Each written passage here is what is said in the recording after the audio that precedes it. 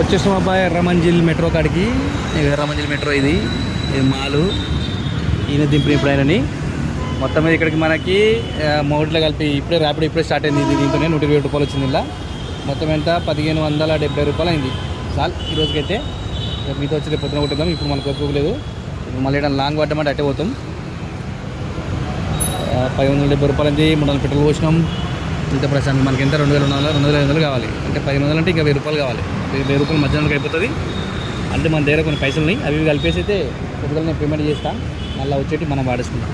మళ్ళీ ఎల్లుండి ఉంటుంది కదా 24 తారీఖు ఒకటి 1500 ఉంటుంది. మళ్ళీ అటుంటే అబ్బా జీవితం. బైక్ ట్యాక్సీ లైఫ్ అంటే ఎప్పుడప్పుడు సంపాదించాలి, ఎప్పుడప్పుడు కట్టాలి. అంతా ఇట్లా వస్తే అట్లా పోతుంటుంది అన్నమాట అమౌంట్.